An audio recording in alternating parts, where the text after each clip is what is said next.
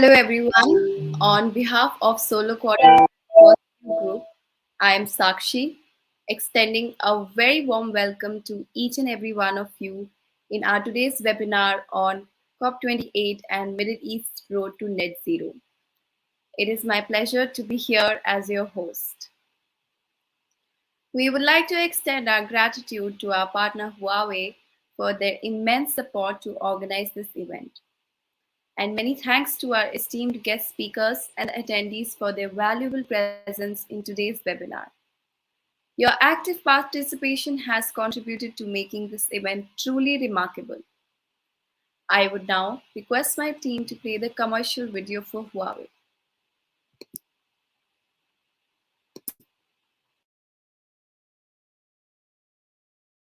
Established in 2021, Huawei Digital Power converges power electronics and digital technologies, delving deeper into digital power for a greener world. Huawei Fusion Solar Smart PV business is growing quickly, helping generate solar power all around the world. We integrate digital, PV, and energy storage, enabling smarter solar power and storage. Settled 3,000 meters above sea level, China's Qinghai province is the birthplace of Huawei Fusion Solar Smart PV. Here, Huanghe Hydropower Development built the world's largest renewable energy base using Huawei technology. 6.4 million square meters, 860,000 PV modules. Tongwei and Huawei created a new way to generate clean power alongside green aquaculture. Our Fusion Solar Smart PV solution uses potential-induced degradation, suppression, and residual current device technologies. It prevents PID from affecting PV modules in humid environments, such as floating solar plants, and protects O&M personnel from the risk of electric shock. At Singapore's floating PV plant, the biggest challenge is corrosion in a hypersaline environment. Huawei Smart PV controller is made of rust-proof aluminum plates with highly weather-resistant surface coating. The product passes the most rigorous IEC 60068 salt spray test, making it reliable even under these harsh conditions. There are numerous utility-scale plants around the world that use idle resources such as marshes, hills, and lakes. Huawei works with global partners on the journey to a green and bright future. Distributed PV is popular around the world, and the rooftops of large buildings are ideal for PV installation. All over the world, from snowy Scandinavia to islands in the Indian Ocean, schools are generating green energy. Installing rooftop PVs in schools isn't just a great way to generate clean power, but also teaches students about environmental protection through concrete actions. Santiago de Chile Airport is one of the largest in South America, looking to become more energy self-sufficient. It uses the Huawei Fusion Solar Smart PV solution for highly efficient, safe, and reliable power generation. Ordinary citizens can also generate clean energy through residential PV. Huawei Fusion Solar Residential Smart PV solution harnesses the abundant sunlight in the Mediterranean to supply energy to Italian households. Huawei's Smart PV controller and optimizers are installed on residential rooftops in Lahore, Pakistan. They yield 5% more energy. The PV self-consumption rate exceeds 85% using Huawei's Smart String energy storage system. As more than 140 countries join the Carbon Neutrality Initiative, energy storage is critical. Shenzhen International Low Carbon City is China's first nearly zero-energy facility that uses Huawei's Energy Cloud and C&I's Smart PV solutions, slated to become a best practice among global carbon peak and carbon neutrality projects. In Japan, from the extremely cold city of Eniwa, Hokkaido, to the humid Koyu district in Miyazaki, Huawei Fusion Solar Smart PV and ESS solution outperforms expectations. In June 2021, a quarter of China's counties were the first to begin a county-wide rollout of PV projects. Huawei actively participates in the projects and helps Xiangcheng County build a benchmark pilot.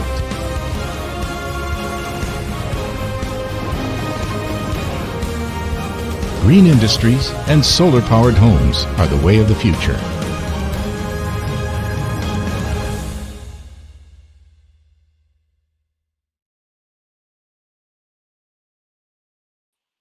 Thank you so much, team, for playing that video. In 2023, the Middle East solar industry is set for more growth. Key reasons include the region's dedication to clean energy and cutting carbon emissions. Plus, hosting COP28 in 2023, the UAE will spotlight renewable energy, possibly leading to more investment and chances for development. In today's webinar, we will delve into the current state of the solar market in preparation for COP28 and offer insights into the prospects of the Middle East solar industry and explore the potential impact of COP28 on the regional solar market. Before we proceed, I would like to make a brief announcement. We encourage all attendees to actively engage in the discussion by posting their questions in the Q&A box. Our esteemed panel of speakers will address these questions during the interactive Q&A session at the conclusion of the panel discussion. Now, without any further ado, let us begin our highly anticipated panel discussion session for today. It is my pleasure to introduce our esteemed panel of experts who will share their insights and expertise on the topic at hand. Mr. Ravneet Singh Bhalla, who's the advisory at KPMG, Associate Director. Mr. Pedro from Fine Green. Mr. Karim from the Climate Champions team. Mr. Ali Jaffrey from the Standard Chartered Bank. Mr. Saad Umer from ACWA Power. And Mr. Karim, like I said, from the Climate Champions team. Mr. Ravneet will be the moderator for the session. So over to you, Mr. Ravneet. Thank you so much, Sakshi, and good afternoon, everyone. Just to give a brief introduction about the speakers, I'll start first with introducing myself, and then I'll request all the speakers to give a brief introduction. So I'm Ravneet Bhalla, and I'm working as Associate Director at KPMG Lower Gulf, and I'm based out of UAE. I have total of 15 plus years of experience. I'm working very closely with the energy sector clients, assisting them in building sustainable solutions for managing the risks which can come in future, supporting them in developing health, safety, and environment management systems, supporting them in ESG initiatives, and building operational efficiency.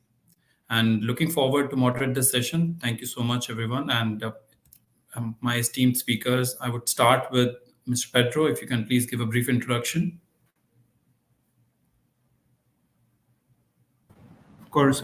Thank you very much, Ravneet, and thank you all for having me here. From my side, I am an associate in Fine Green. We are financial advisors, specifically focused in renewable energies, and my role here is basically in the M&A processes and project finance raising for technology. For transition technology companies and renewable energy companies. Before working with Fine Green, I've been in different roles, always in the renewable energy space.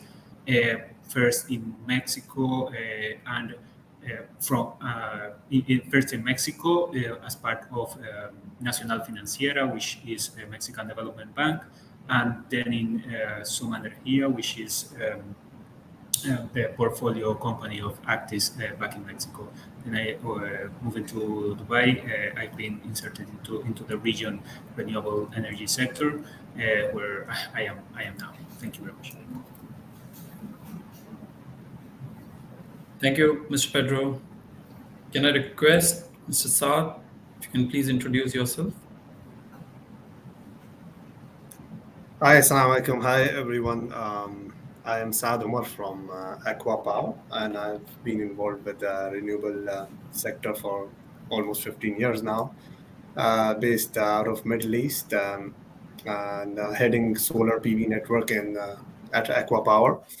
And for those who are not aware of Aqua Power, we are the leading developer of renewable energies, also clean energy production through combined cycle gas plants, We are also, championing green hydrogen, one of the world's largest and the only, green hydrogen project.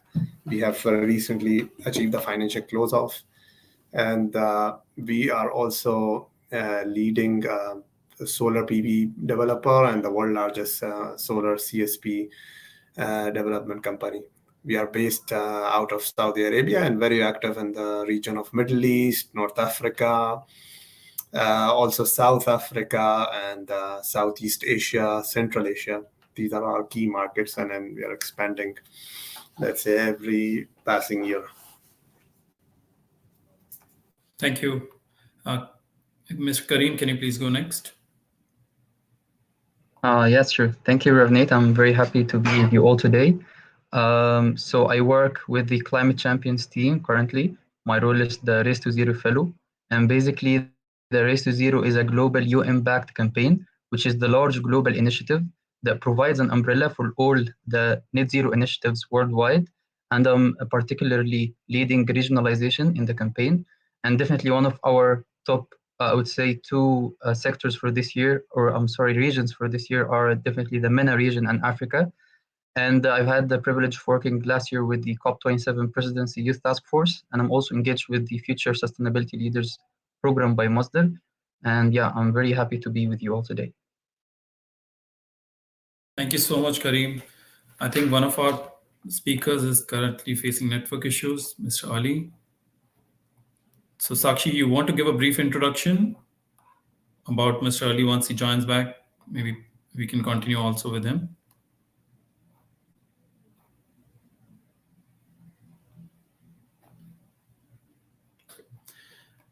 So let's wait for Mr. Ali, and once he joins back, we can have an introduction from his side.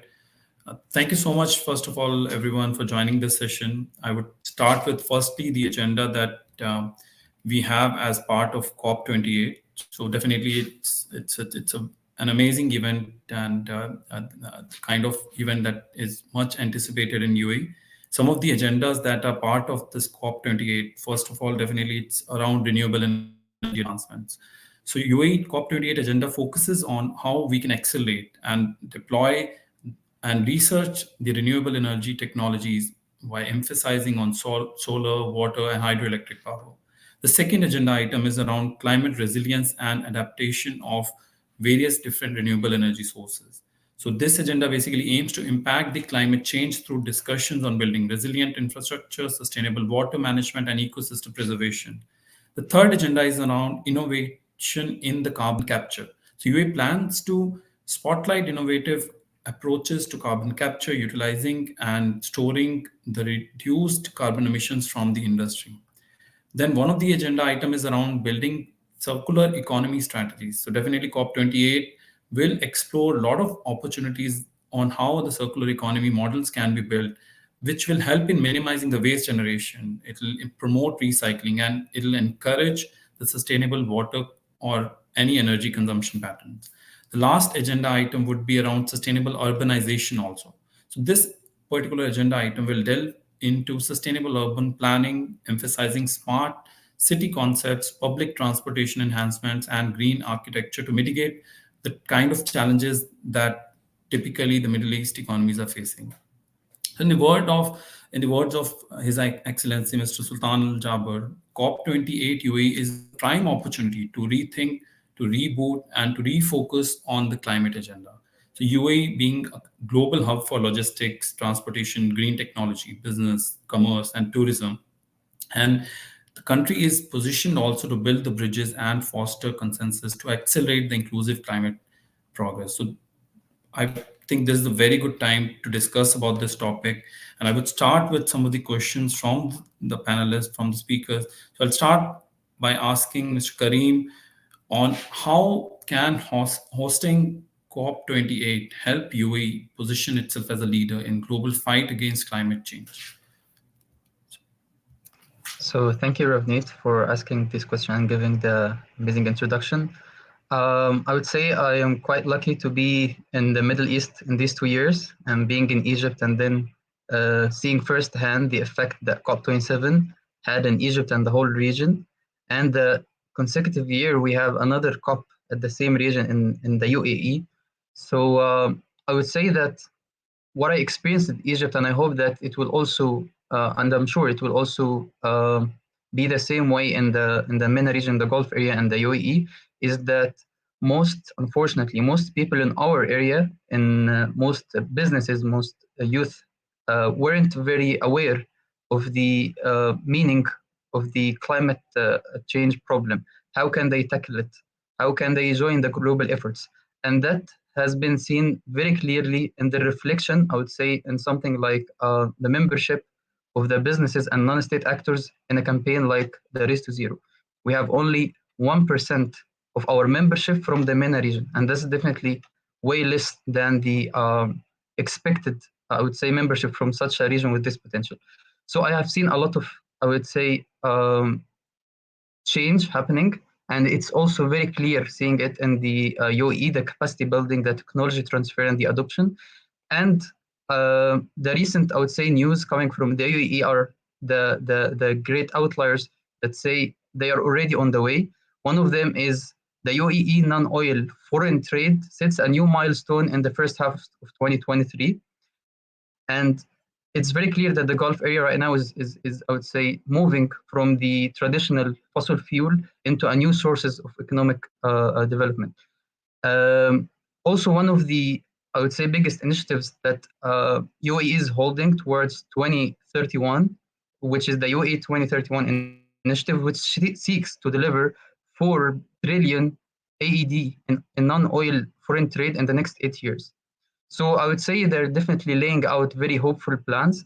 And apparently, the climate change problem is not anymore a scientific case. So it's not a scientific discussion whether this is real, whether we need to act about it, but rather it's an economic one.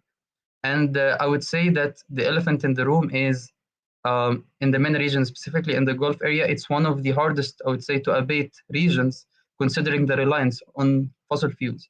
So seeing leadership models from this region definitely would raise, I would say, the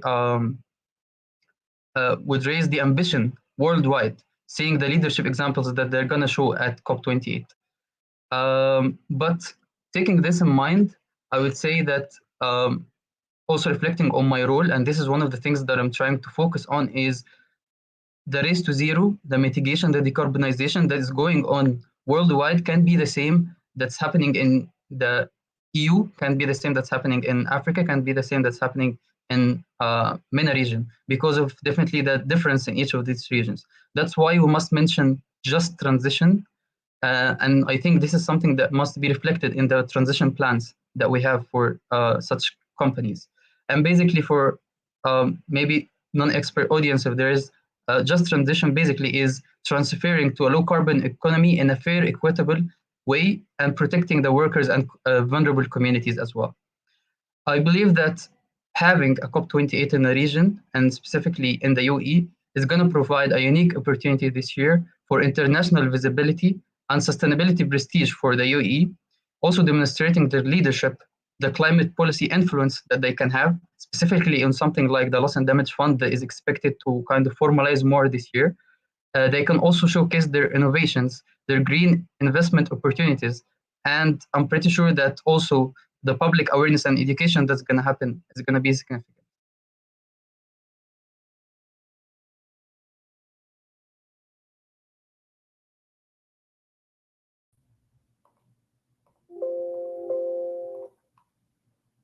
That's great, Mr. Karim.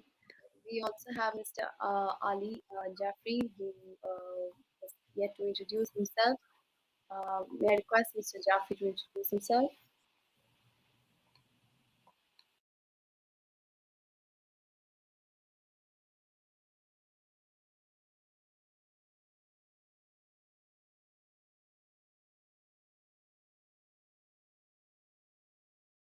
I think Mr. Jaffrey is facing some issues. Mr. Singh, you can please take it ahead. Thank you so much, Sakshi, and thank you, Karim, for giving such an amazing insight. And the next question, again, to the speaker group would be, again, I would like to maybe discuss more on giving an overview of the Middle East transition from an oil-rich region to a hub for renewable energy generation, and how this transition aligns with the Sustainable Development Goals. So it's an open question. Maybe if from the panelists, someone wants to answer to this question.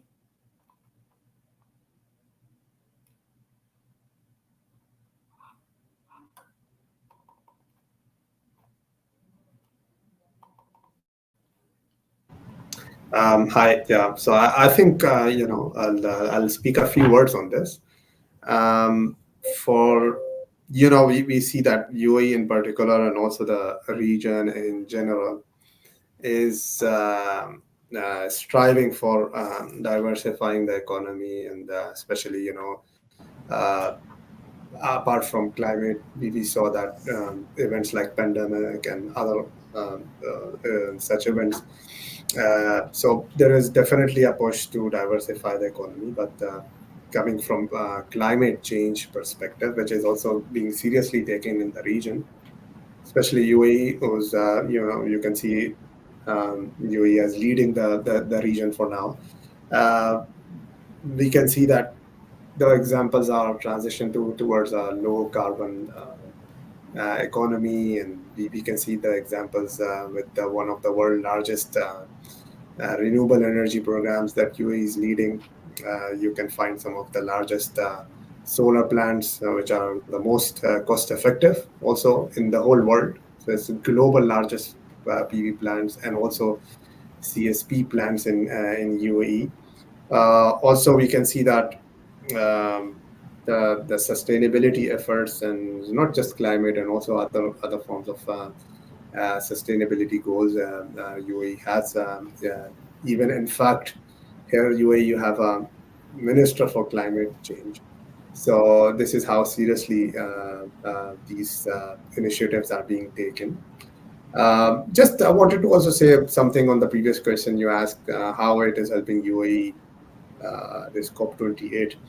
So I think definitely it will put world's attention towards UAE's efforts, towards sustainability, towards reducing the carbon emissions. It will definitely highlight UAE's efforts on the global stage, and coming from a country which is overall, an energy exporter, an oil exporter, gas exporter. So this also is on a global stage. The efforts of United Nations um, climate change efforts are, seems to be now more inclusive when you have active members who are hosting the climate change conference from a region which is, say, exporting hydrocarbon fuels. So this is inclusivity. This is encouraging a unity in the world, taking examples from other regions. This is also promoting the local, let's say, population and the youth of the region, not just UAE, the whole region, to be more aware of sustainability, climate actions, and all this. So definitely, I mean, there is a huge participation. The youth programs will be very active, and this will provide opportunity, even in the future for this region, which will eventually help the whole global health globe, and as a whole world in general, to achieve climate goals and sustainability goals. So yeah, UAE, as a leading example, and definitely this COP28 is a very big step, a major step towards these actions and goals. Rafnet, if I can Thank you so much, just add a few. Pedro. Yes. Yeah, sorry. Yeah, I was saying if I can just add a few words on this specific point, because one of your points was explain how the transition aligns with the Sustainable Development Goals. If you see the sustainable and you start reading each of the Sustainable Development Goals one way or the other, they are impacted by renewable energy or by climate change in general. So if you take randomly affordable and clean energy, number 7, it's directly, but then you have as well sustainable cities and communities, the goal number 11, goal number 12, responsible consumption, production, clean water and sanitation, goal number 6. So you can see that each of those goals that has been set up, not in the last years, but those has been there for a while, is directly impacted in the targets that the region and the world and the governments around the world are setting. If you see in the region, in the Middle East, you can have the example of UAE, which is planning to have 44% of the renewable energy matrix by 2050 and reaching net zero by 2050. You have KSA exactly with 50% renewable participation, targeting 50% renewable participation by 2030. You have huge goals that has been committed from the governments of our region, and we can see how the whole region, the whole participants are working towards there. So that can be seen with all the tenders that has been run in the region. You have the REPTO tenders in KSA. You have the tenders here in the UAE, the big mega projects that has been announced and has been achieved recently. So I think that is the way that we are seeing how the transition from this oil-rich region has been promoted and is completely invested in to reach these targets, and how these targets are being in a good way to achieve. Thank you so much, Pedro, and thank you, Sam. I think giving a linkage of how the goals can be achieved and what kind of initiatives have been taken by different Middle East economies to ensure that the sustainable development goals are met and there is the target also achieved in due course of time, so that we have the limit of 1.5 degrees Celsius increase in the temperature being achieved. So definitely great insights. I would like to move to our next questions, which will be for Pedro. So if, let's say, we have to discuss on the role of investment and financing in the transition to renewable energy in the Middle East, what's your view that how the COP28 will help in such kind of investments and financing? Sure. I think that COP28 will represent a continuity of what has been done. First, a continuity step of what has been done in COP27. As Karim was mentioning, this is the first time that we are seeing that two COPs continually, one year after the other in the region.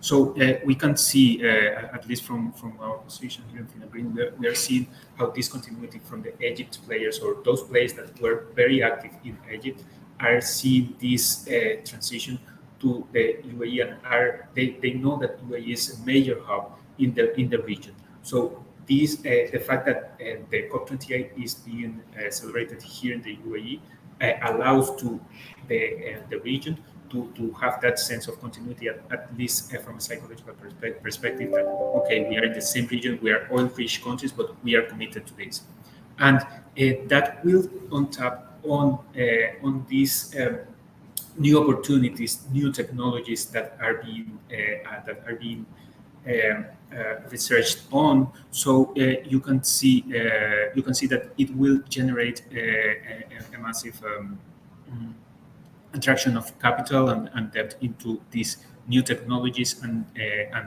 the technologies that are not so new, but you have new players and doing new advantages on this. If you take the solar, for example, you can see in the region you have the mega projects, but you have also the CNI projects, the smaller projects that are being growing, and you have good companies focusing on that. In say in the UAE, you have the big companies opening their CNI arms. So all of these different roles, or all of these different subsectors are being or will be exposed in COP28 in a good way, and to attract this financing. So going a little deep in the role of investing and financing for that will be untapped in COP28, which was my previous point, is like the resources that has been allocated so far to the renewable energy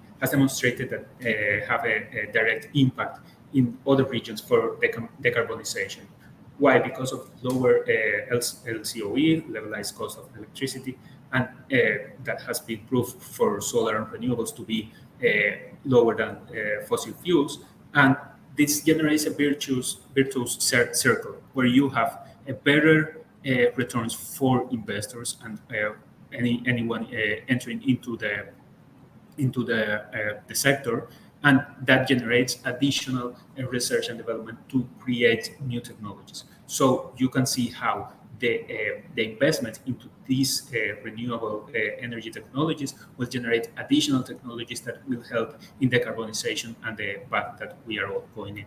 I think that that's one of the main roles of investment, not only in renewable energy, but in all sectors. But also you have the role of debt, that the projects and in general the sector needs to be, and these new technologies needs to be de-risked. So the debt is which has another risk profile, can be can enter into these projects. So into these projects and companies. So the investment that was done from the beginning to the risk the companies can be untapped to generate additional value for new technologies and new companies. So I think this is more or less like the role you have: the role of investing, on tapping new technologies and on tapping new companies, and the role of debt to maintain that and help it to grow in the time. Thank you so much, Pedro. And a very important point that you've highlighted, that if we are investing right now in the technologies, so this will lead to further investment as well as creation of new technologies, which will help in building more strong infrastructure, which can help in further sustainability or achieving the goals that we have for sustainability. Any points that Saad or Kareem that you would like to add on this perspective on investment and kind of financing that is needed for the sustainable goals and sustainability? Maybe I can add one quick comment, and I would say here I'm kind of resonating and quoting the words of Dr. Mahmoud Muhiddin. He is the UN high-level climate champion for COP27, and I think his focus mainly is on financing, because I think, as Adil said in the comments, I totally agree with him. If we will continue with the big fancy words, we will reach the same modest results. And this is true because we have been speaking for a lot of time, but the results specifically in our region hasn't been as promising. So I believe the key to a real just transition is financing, and financing in the right way and in the right projects. We have already seen, as I said before, potentials for some of these, and very amazing collaborations like the one that happened between Masdar, Hassan Alam, and Infinity Power in Africa. First off, Infinity Power became the largest renewable energy company in Africa, and they also are financing right now. Masdar and Infinity Power are financing the biggest wind energy project in the world in Egypt. So I hope that we can see, I would say, similar initiative on financing go towards the renewables in the MENA. And yeah, I'm pretty sure that would be one of the biggest leadership examples that we have. Thank you so much, Kareem. And anything from Mr. Saad, or we can move to the next one?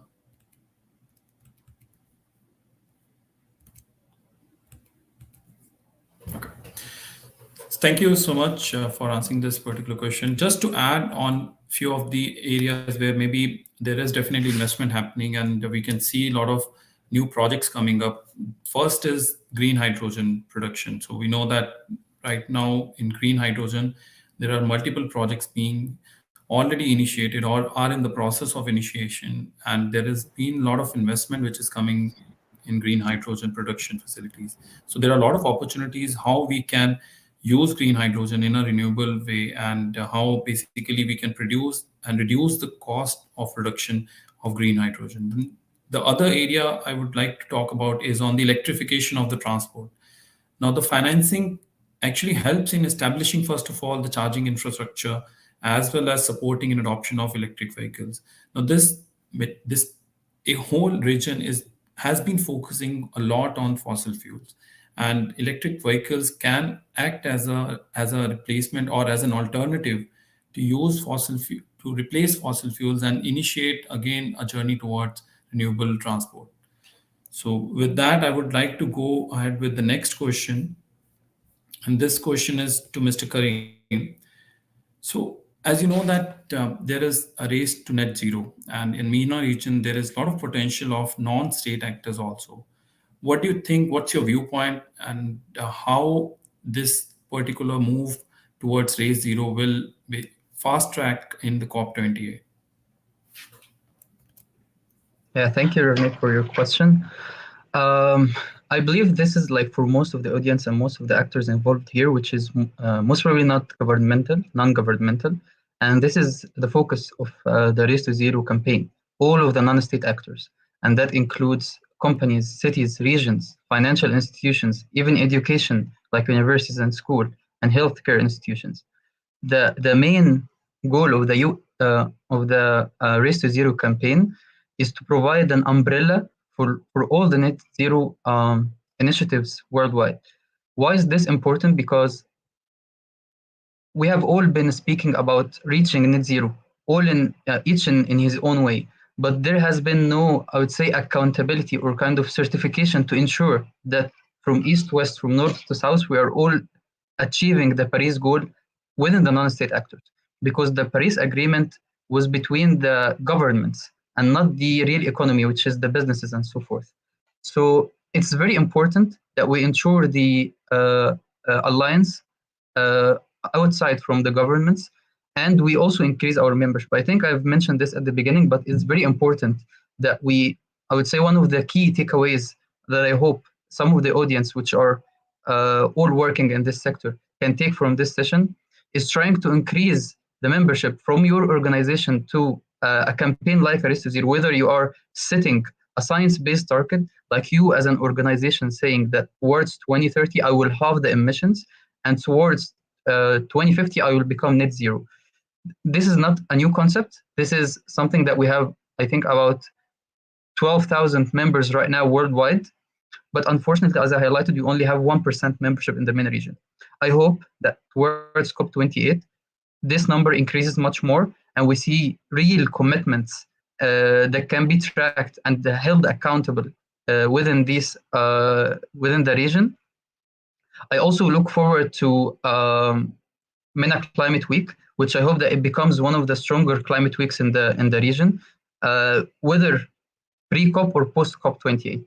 Also, I would like to quote Dr. Abdullah Al-Nuaimi. He is the former climate change minister from the UAE, which said in his recent post that the Gulf states, historically known as the world's oil capitals, are now embracing a new identity as a renewable energy and green hydrogen leaders.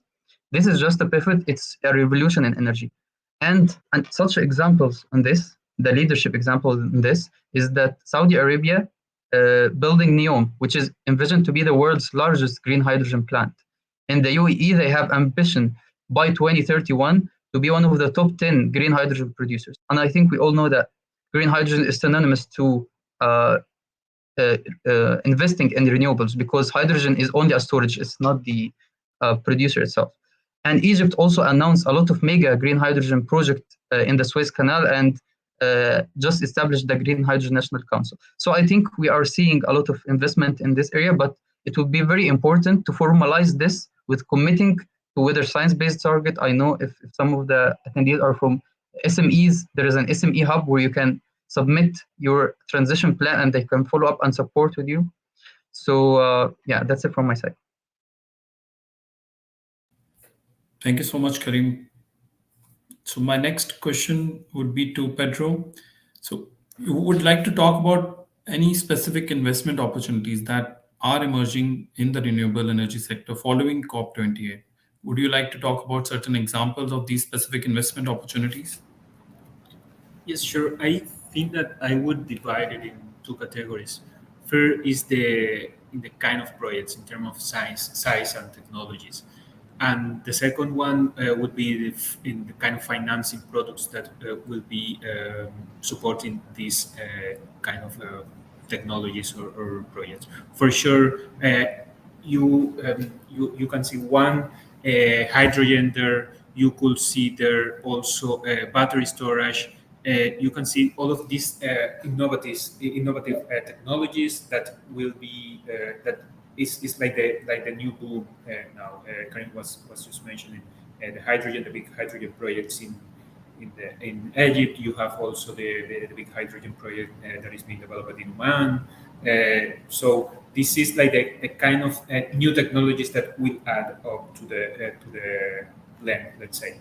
But you will have also the renewable energy conventional generation of the solar in the GCC countries. Wind in the North Africa, wind and solar in the North Africa countries, Egypt, Morocco, Tunisia. So yeah, that's the kind of technology driven, I would say, investments that we expect to be. But on the other side, you have the finance products that will be needed there. And one important thing that COP28 will bring to the region is the deepness of the markets of the finance product to finance renewable energy and associated technologies. In the last couple of years, we have seen an increase in the green bonds, for example, in the green bonds issuance from BIF last year. I think it was $5.5 billion was raised in a green bond, and in February, in October, 3 billion before that. So, and all of these bonds was oversubscribed sometimes by 8 times. You have the Dubai Islamic Bank with the issuance of the 750 million sustainable sukuk. You have TACA raising 700 million again through its first bond. So you can see this kind of increase in the kind of structures and companies that will go and will direct finance into the region and into the sector. So you don't only have these projects or the big mega projects or the small projects where companies are investing in or are being off takers of the energy, but also you can get to them through different other instruments, financial instruments that will deepen the market and will allow other kind of investors to get there. And we have seen in the last months and years how investors that were only focused in beauty, in mobility, in other kind of sectors, they are now trying to get into these investments, either directly via equity or conventional debt, but also trying to get this kind of new bonds or new financial instruments again to support the sector.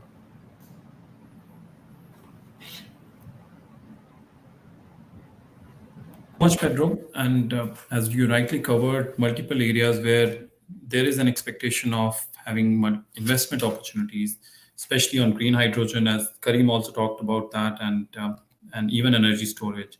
One more point I would like to add here would be around smart grid and digital solutions. So definitely investing in smart grid technologies that optimize the energy distribution as well as integrate the renewable sources effectively. So that's one of the investment opportunities which, or I would say, which has already been initiated, and there has been a lot of talk about how we can make our grids now more technologically advanced, and this will help in implementation of the real-time energy monitoring, and we can get the demand response systems also, which can enhance the grid flexibility. So this is also one of the investment opportunities, which is being already emerging in the renewable energy sector. And after COP28, which will be held in UAE, there will be additional opportunities around smart grid and digital solutions. So the next question would be to again Kareem. So it's more on collaboration and partnership for building a sustainable Middle East. So what do you think the governments, private sector, and the civil society, how are they working together to ensure that there is increased collaboration to build a sustainable Middle East? Yeah, thank you so much, Ravneet, for your question. I just want to give a quick comment on what Pedro raised, which I believe, again, is very important, the financing, and specifically mentioning the green bonds and so forth, and the big companies investing in them. That Masdar this year has invested $750 million, the first green bond towards renewable energy, and this is the first part of their big project of raising $3 billion towards investing in renewable energy projects in the upcoming years. So I believe that this is one of the biggest takeaways that we can have when it comes to a real transition in the region. And answering your question, Ravneet, on collaboration and partnership in the Middle East, specifically how governments, private sector, and civil society work together. First off, I would like to share how traditionally this used to happen and what has been going on since, I would say, COP26 or 2021 or 2020. Before that, since the Paris Agreement in COP21, all of the countries agreed on a global goal that by 2030 we're going to have emissions, 2050 we're going to be net zero. But when we kind of measured from the IPCC report, when we measured the emissions from 2015 to 2021, we found out that instead of going in the right way towards 2030 of lowering the emission, we actually increased 16%. So that showed that only the collaboration within the governments, the commitment of the governments was not nearly enough because they are not the real economy. And here comes the kind of collaboration and partnership that must happen and the integration that must happen between the governments, private sector, civil society, and so forth. So the UN has mandated since the Paris Agreement, the UN high-level climate champions, which they basically focus on mobilizing climate action, aligning with the Paris goal within the non-state actors. And our team, the Climate Champions team, has been mobilized since, as I said, COP26 or 2021 or 2020. Our role basically focuses on this kind of collaboration and partnership. We only focus on the private sector, but at the same time, the private sector plays a major role to give confidence to the governments in order to put the right policies that also in turn give confidence to the private sector to commit more.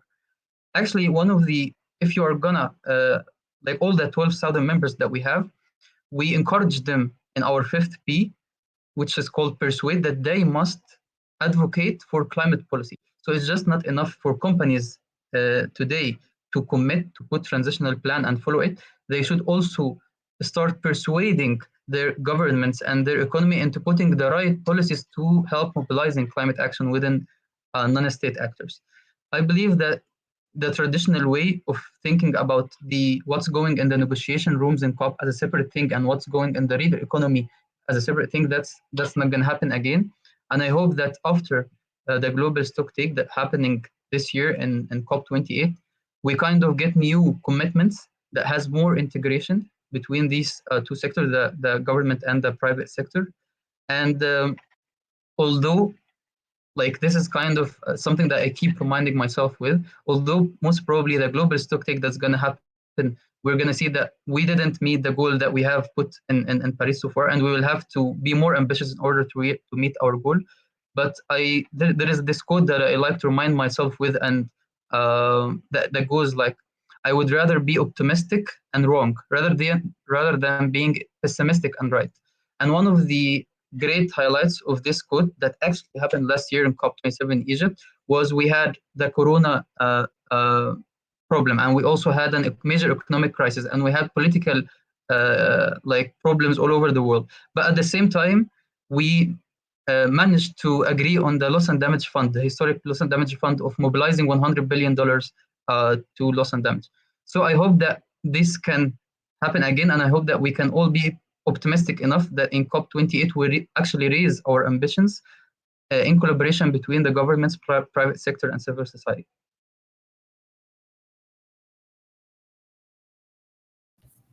Thank you so much, Karim, for answering that. And any additional point from Pedro or Saad on this particular question? Just one point on the carbon. One of the other, and this is something that I missed from my previous question, is Karim, you were mentioning on the carbon. One of the initiatives that we're seeing is carbon capture initiatives. That is something that is growing in the region. It's still embryonic phase, but it's something that is growing in the region, and we have seen even funds dedicated to these new technologies that is happening in the region. So that is another of the investment opportunities that are raising in the Middle East. Again, to tackle this problem. Yeah. From my side, I also wanted to add, on the smart grids and the smart city point that we were discussing, and also the government involvement.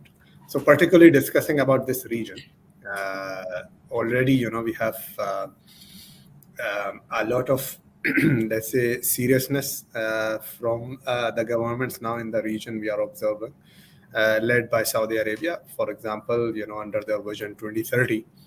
And, as Aqua Power, we are also involved in, for example, I can give you an example of Red Sea development.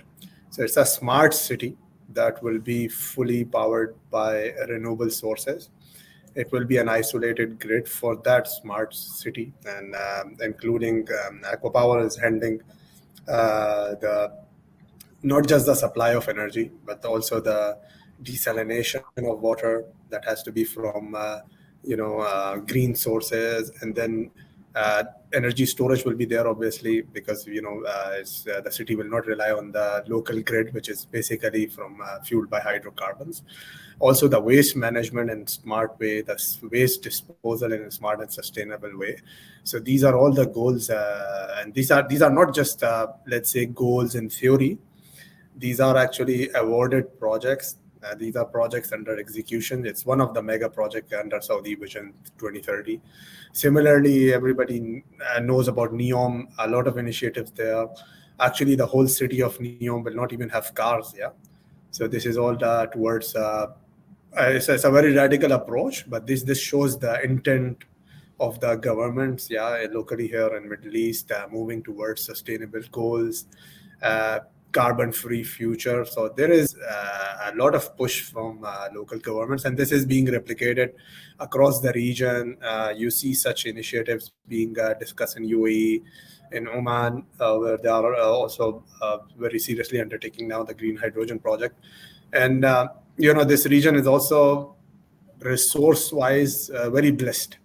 So apart from very rich in hydrocarbon fuels, it's all the GCC region, and also North Africa is very much blessed in renewable resources. So we have very good solar resource here, very good wind resource, and vast available land.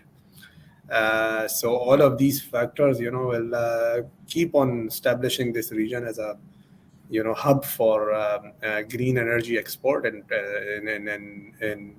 in terms of maybe green hydrogen exports. And also, I'm not sure if our listeners are aware, there are also initiatives out of North Africa to supply energy directly to Europe using underground high voltage direct current cables, yeah, from Morocco to Spain, possibly from Egypt to Sicily area of Italy. So these initiatives, which are being undertaken, will really help the globe achieve reduced carbon emissions, because if Europe has good wind resource, but the solar resource is limited to the southern regions, Spain, etc. So North Africa, there are vast available lands, very good renewable resources, and if these initiatives in the future, hopefully, when they will materialize, this will really change a lot of, will ease, the achieving the climate goals for the whole globe. So this region, a lot of things are happening. And now with the COP28 and the COP27 in Egypt, these were great opportunities for this region to showcase, all of these initiatives, which might not be really highlighted on a global stage. And apart from showcasing the efforts this region is making, these COP27 and then followed by COP28 is helping also the region itself to accelerate these projects. Governments are becoming more serious, and also, as the point that Karim pointed out, I think it's a very interesting point that what happened in Paris was a government agreements and targets set by governments within themselves, but it has to translate into government to public sector, private sector, engagement to industry engagement. Government can have targets, but if the engagement with the businesses, with the industry is not aligned, it's difficult for government to achieve that target. So, these conferences, climate change, and I think this should be and will be one of the discussed points in COP28. How to engage the industry to achieve, to let the governments achieve those targets. This is a very, very interesting point. Indeed, Saad, it's very interesting, and thank you for adding on this. Just to add a few more points on how basically the collaboration and partnership within government, private sector, and civil society will help in achieving these sustainability goals. So first, definitely, as you all highlighted, that there has to be a public and private partnership. So government needs to partner with the private companies, first of all, from investment perspective, then from building the policy and helping the private sector implement the policy. So, for example, UAE National Energy Strategy 2050, it aims to increase the share of clean energy to almost 44%. So, which is itself is a strong policy commitment, and that further will percolate down to the private sector also. And then, as and when the private sector will have these investments and the policy initiatives, they would also invest in innovating the new technologies. So again, on Saudi Aramco's investment in carbon capture and utilizing technologies which will reduce further emissions from its operations. That it's one of the initiative wherein driven by government and the companies also using that kind of initiative and implementing it on the ground. And at the same time, there has to be a contribution from the civil society. So there has to be a lot of awareness campaigns, just like this particular conference. There has to be multiple campaigns around where the civil society organizations, they raise awareness amongst the public around environmental issues, encourage individuals to adopt the sustainable behaviors. Very basic is reducing the plastic use, which has been recently even launched in UAE. So all the plastic bags being used have been charged, and that's where the reduction in usage has initiated. And in addition to that, developing certain green finance partnerships also, wherein again the government comes together with the financial institutions and the private companies to build the green funds that will help in again installing some of the solar, some of the renewable energy projects. And something similar happened in through Saudi's Green Initiative, where it involves the partnership with the local and the international financial institution to finance the renewable energy projects. In addition to that, right now there is a lot of focus on the sustainable tourism also. So, for example, the Eco-Tourism Development Plan in Jordan, it's one of the Dana Biosphere Reserve, which involves again collaboration between the government, the local communities, and the tourism operators to build an eco-tourism plan, which will help in encouraging the tourists to visit a particular location. But at the same time, there will be a lot of focus on having sustainability at the back of the mind. And definitely educating and training all across various sectors, as well as different policymakers, will help in enhancing and achieving these goals. So any point, Ali, that you would like to add? I know that you've joined recently. Maybe anything that you want to add here from your side? No, thanks, Ravneet. And first of all, I have to apologize to all the attendants and my fellow speakers. I had a bit of a connection problem, which took a bit of time to get sorted. But anyway, I'm here now. So look, I mean, just to talk a little bit about myself, been with Standard Chartered Bank for almost 20 years in the region, doing a lot of energy financing over the last 18, 19 years in the region. And what I've seen is the region evolving from a predominantly hydrocarbon driven energy markets to now focusing, increasingly focusing on clean energy. Which is sometimes it is counterintuitive to some people who look at it that countries who actually have no shortage of hydrocarbons, why are they looking at clean tech?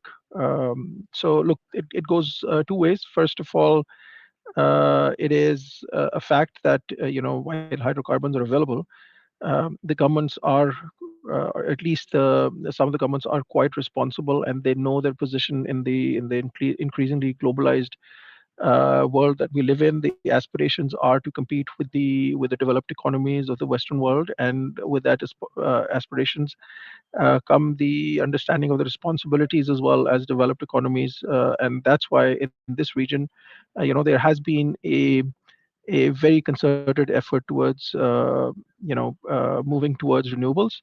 And the second aspect obviously is that it makes sense. I mean, economically also it makes sense to diversify away from hydrocarbons. And the one of the um, uh, you know driving force behind that is the fact that these the countries have uh, a fairly large open empty spaces that can be used for effective renewable energy projects.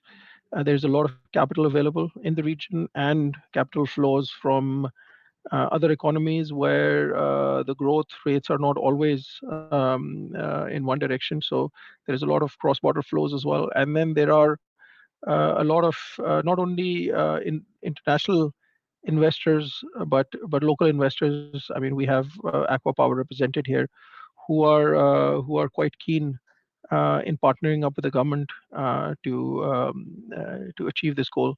Where we, being Standard Charter, just one part of the overall piece in the puzzle. We've been here. We're stuck around. Our slogan is "Here for Good." It is that it means that we're not only here for our clients, but we're here to do good. And we have therefore uh, we have committed, we made this position statement that we will try and achieve net zero by 2025 from our operations, which is effectively our operations. Standard Chartered's global operations will be net zero by 2025, and by 2050 from the financing. So all of our financings that we do, they will be net zero by 2050, which effectively also means that we have to do to meet this commitment. We have to invest a lot on the clean tech side to balance out all the other financings that we have to do in the regions that we operate. And look, this is the working here for all those years. This is the best place. I mean, we have. I'm sure you've all spoken about uh, the initiatives that various governments in the region have. Just to give you an example, Saudi Arabia 2030 intends to put up 58 or 59 gigawatts of renewable projects.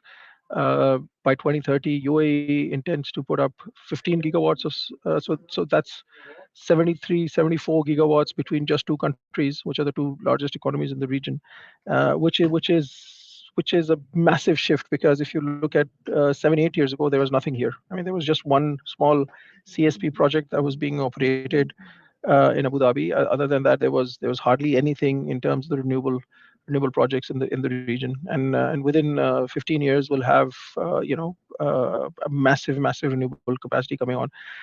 Where we see some a lot of initiative. There are obviously some challenges as well. I mean, the challenges remain that on the front that a lot of these plans are being done independently, and while the high investment grade GCC countries like Saudi, UAE, etc., have been able to drive these initiatives, the smaller countries or the countries which are struggling a little bit in the region, they obviously and they're struggling a bit on the capital side, and that's why they're a bit behind. Having said that, from a lender's perspective, I can tell you from an investor's perspective, there is always this drive to bring in development funds and other source of liquidity pools to get things done. Some of the countries which have been successful have been Egypt, Morocco, and Jordan has put up renewable capacity as well, while others are looking at increasingly looking at renewables. But yeah, I mean, the journey has just started. There's a long way to go, and we need to continue to sort of push towards it. Thanks. Thank you so much, Ali, for giving an amazing view on how the investment, especially from the private sector, is also helping again in revamping or reinventing this whole sustainable goal, as well as improving this economy achieve the sustainability agendas. And I think we have lost Ali again. So any other points around these questions, maybe from Pedro, Saad, Kareem, that you want to add? Otherwise, we can move to the question answer round.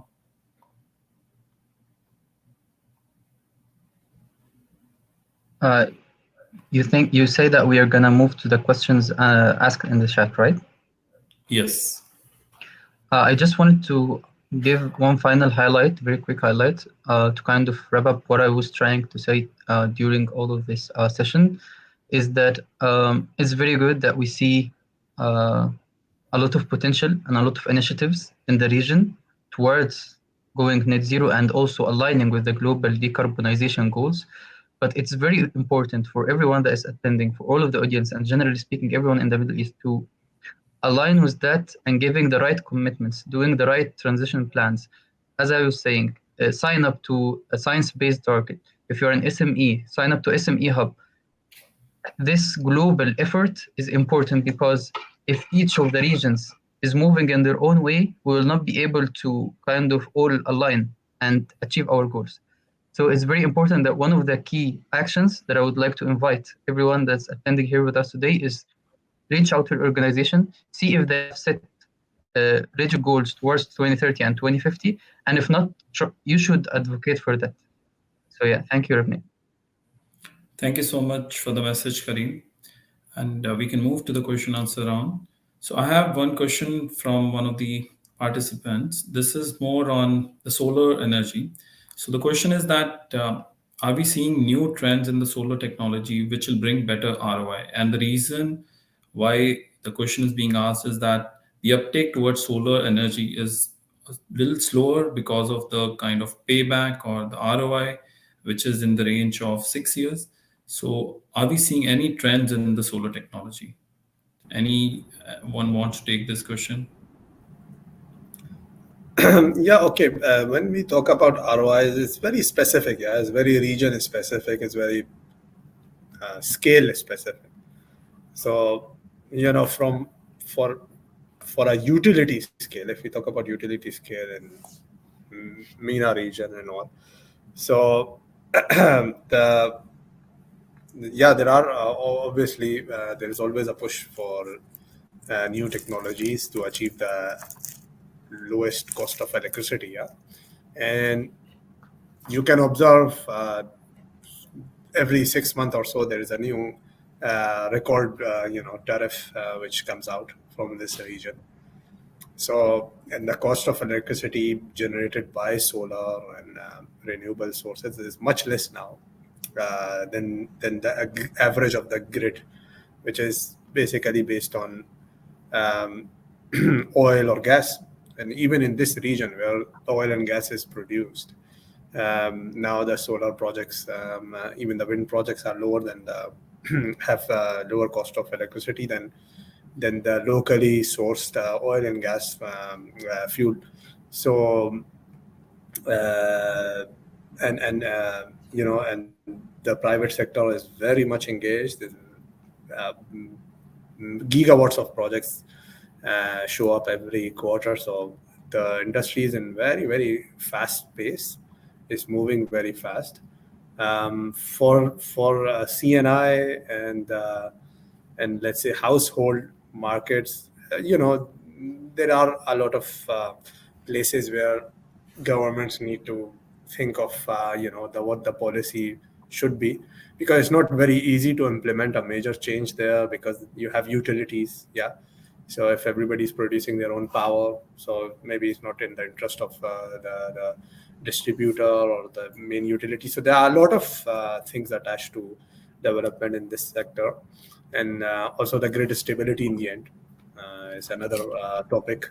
So yeah, I mean, maybe there is a lag, let's say, and in a smaller scale, but at utility scale, the renewable market, the solar market here, the development is very on a very high pace, gigawatts of projects every year. Thank you so much, Saad, for answering the question. I think there is another question which has been raised specific to the point that you had made on the new project, the green hydrogen project, which Echo Power has recently completed. I'm not sure whether specific responses can be given to that. So there is a question that can we share the capacity of this project and what kind of technologies were used and who would be the off-taker? Yeah, I mean, a lot of now, this project is already under construction, and financial close was achieved earlier this year. So most of the information is public in anyway, so there is no harm sharing anything. The project, is supported by wind and solar technologies. So it's totally green supply of power, and solar capacity is almost close to 3 gigawatt peak, and wind capacity is almost 1.6 gigawatt, supplying to this green hydrogen project. And the offtake for it, the hydrogen, because for the interest of the audience, hydrogen is not very easy or even not a safe let's say source of fuel to be shipped or to be supplied. So it will be first converted to ammonia and then loaded into ships.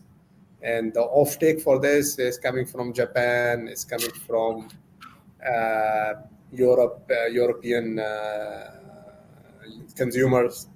So specifically for this NEOM project, a lot of it will go to Japan, some of it will go to Europe. But yeah, I mean, if I may, Saad, add to that. This is Ali from Standard Chartered again.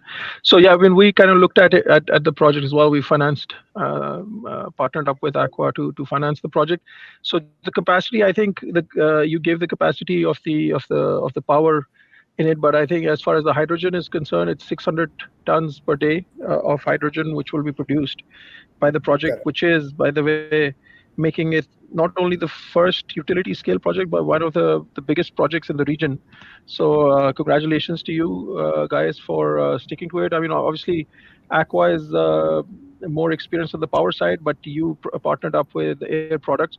And I think where we got, from a lender's perspective, where we got comfortable with the structure was that there is a long-term offtake contract with Air Products itself. And Air Products is a highly investment grade country from the US. It's a private offtake, but it's a very long-term offtake contract with Air Products that will basically take the entire capacity of the project, and then they will ship it to obviously wherever they intend to ship it. Yeah. Correct. Thank you so much, Ali and Saad. We have another question on the battery storage integration scope with the solar power generation.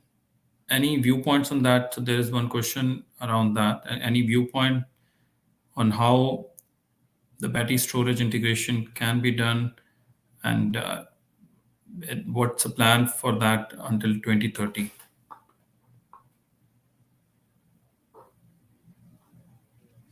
Okay, so look, I mean, again, I can since I've missed out most of the conversation, I'll probably take a first stab at it. Not from a technical perspective. I think no, I'm not the best guy to answer technology related questions. But yeah, I mean, look, the solar with battery storage solutions, we're implementing those. Not in the region at the moment. There aren't any big battery storage projects in the region which are being constructed, but elsewhere in Central Asia, there are a number of projects where are solar with BESS and also wind with battery storage. There, so there are a couple of complications from a financing perspective that I can tell you that the useful life of batteries are generally uh, lower. So the life cycle of battery is generally lower than what we'd expect from a solar panel. So given that the financing needs to be put in place all in on day one, and most of these projects, if you see in the region, the financing is for very, very long dated tenors. We've seen tenors going all the way up to 30 years. So the structures need to be developed whereby the battery replacement costs are included within the model. Having said that, I don't think that is the reason why we haven't had a lot of battery storage systems in the region so far. I think the reason primarily is economic, because a lot of this is being driven by how much does it cost. The base load in the region, especially in the countries that produce or they produce gas and in the region itself, the the the installation of battery is not entirely, or was historically not entirely viable when you compare to the other resources that provide baseload, and that's why there were not a lot of focus on battery systems along with solar PV panels. We have, however, seen in Dubai, for example, a very large CSP project, which would, when once it's completed, I think in the next few months, would provide 24/7 electricity at competitive rates. But yeah, I mean, I think going forward, we'll probably see more and more on the battery storage integration with the solar PV panels. If I can just add there, I completely agree on the fact that it's an economical problem for financing. On the technology side, I think that this I mean for by constitution, the battery storage provides to the renewables that lack of, okay, now you have if you reach too much renewables into the grid, then you have a grid problem. So batteries can soften that problem. We are seeing, for example, in the United States, battery storage, just battery projects being used to provide that softness to the grid. So I think that is something that will come about. As Ali mentioned, there is a bankability problem there in terms of economics, and when how can you input that cost in the model through the life of the project. And we are seeing now projects as well in Central Asia. You have the big project announced in Kazakhstan a couple of months ago. So hopefully that will come to the region, and the private sector can invest there. So new technologies arises, and that problem, that financing problem, gets solved. Thank you, Pedro, and thank you, Ali, for answering this question. So the next question is again routed to Mr. Saad and Karim. So this question is around the type of contracts or the agreements which are commonly used in Middle East. So whether they are a power purchase agreement, build, own, operate, transfer contracts, EPC or direct purchase or joint venture agreement, or operation and maintenance contract. Any response or any specific answer that you had, maybe Karim or Saad? Yeah, so in this region, more and more now we see as IPP based structure for the large renewable projects. So mostly are for public-private partnership projects, IPP based with a PPA in place, and yes, there is also an O&M contract for those projects with O&M companies. So yeah, there are PPA. There is a PPA, long-term power purchase agreement. Usually 25, even up to 35 years now. We are seeing as the technology is really advancing, and even in the solar PV now, more and more module suppliers are giving warranties up to 30, 35 years on the equipment. So even the PPA terms have increased from 25 years now to 30, even 35 years. We have some examples. So yeah, mostly that is a PPA on a certain tariff. So still not, let's say, an open market. Some countries are experimenting with the open market approach, but still we have long-term PPAs. Thank you, Saad, for answering this question. We have next question, which is on how to make transition just specifically for Africa. The region is known to be one of the biggest producer of oil and gas, but with least access to electricity. Is there any plan, or is there any way this transition to accelerate this particular usage of different, maybe different way of operations or technologies can help in increasing the access to electricity? Any responses on this particular question?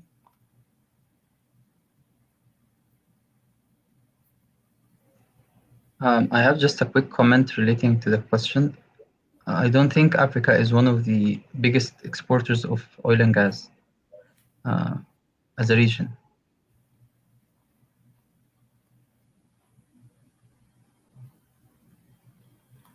So I think I absolutely agree with you, Kareem. So maybe the question it's more of, yeah, Pedro, you want to But say something? no, sorry. I think the question might be more specific to certain countries, like Nigeria, for example.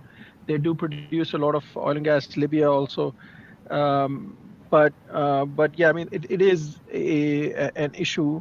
Unfortunately, not the best person to answer the question, because there are obviously geopolitical aspects to this question as well. But yeah, I mean, it is true that some of the African countries do produce hydrocarbons, but they still have blackouts and energy shortages. But yeah, I mean, the question, I think it's a very complicated question to answer. There are obviously political aspects to it. There are social aspects to it, and obviously the financial aspects are that things in the countries, some of the countries in Africa move actually really, really slowly. I think what these countries actually need to do is to look at some of the countries in Middle East where, like a Saudi or a UAE, where decision making is extremely, extremely fast. I mean, all the decisions are taken at the top, implemented very, very, and those decisions are implemented very transparently. Even though, if you go back 30 years, UAE was not you wouldn't compare UAE with a Western country. But if you look at these countries now, like Saudi and UAE, and the pace at which they're taking these decisions and moving ahead is basically a testament to the government's ability to recognize the problems and implement the solutions immediately. So I think the potential is there. I think it's the problem. I don't think of that problem as a resource problem. I think of that problem as more of a political / social problem that needs to be addressed in some of these countries. Thank you so much, Ali. And I can take a first dig, and definitely, Pedro, you can also add in. So, what I suggest, or what kind of consulting solution that we give, there are three levels of solution. So, first is definitely it has to be driven by government. So, the policy making around using the assets or the infrastructure or the funds that are getting generated through maybe oil and gas, through maybe various other sources, there has to be strong policy which governs and which dictates that what kind of new infrastructure or new kind of technologies that should be implemented to improve the access to electricity. That's first. Second is then definitely through the policy, then there has to be a public and private partnership, wherein the private companies also come in and they then, as per the policy, invest and then take that decision further at a ground level. And definitely the third level is at the civil society or at public level, that awareness has to be there, how these policies are implemented on the ground and what kind of awareness that has to be given to the people so that they appreciate this kind of initiative, both by the government as well as the private. Pedro, maybe you want to add further on this. No, I was going to go more in a similar direction. What you just mentioned, I think that removing all the geopolitical and social issue that Ali mentioned as well is like one of the big challenges of Africa is the infrastructure problem and the rate of electrification that you have in such countries. So how do you think that, okay, you are going to put, the country needs gigawatts of clean energy, but in order to connect those gigawatts of clean energy, you need a reliable network to get to the right to the people. And if first you don't have that infrastructure, and you need as well the reliable infrastructure for investors to participate in that. So there are a lot of layers that adds up in the Africa. As Ali mentioned, it's a very complicated market and region. I think the characteristics are different from the Middle East if we are talking about the sub-Saharan Africa. So yeah. Thank you so much, Pedro.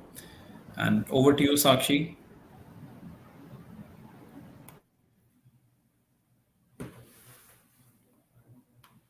Thank you so much, everyone. That was a wonderful, insightful session for sure. I would like to extend my heartfelt gratitude to the audience and our panelists. Since we have come to the end of our virtual event, a very special thanks to you, Mr. Ravneet, for superbly managing the session. Your expertise and guidance has greatly enhanced the quality of the discussion for sure. And a big shout out to our attendees for extending their time and support for the event.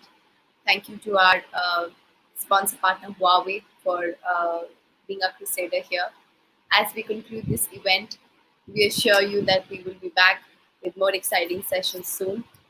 The floor is now open for networking. Thank you so much, everyone. Thank you. Thank you. Thank you. Bye. Thank you.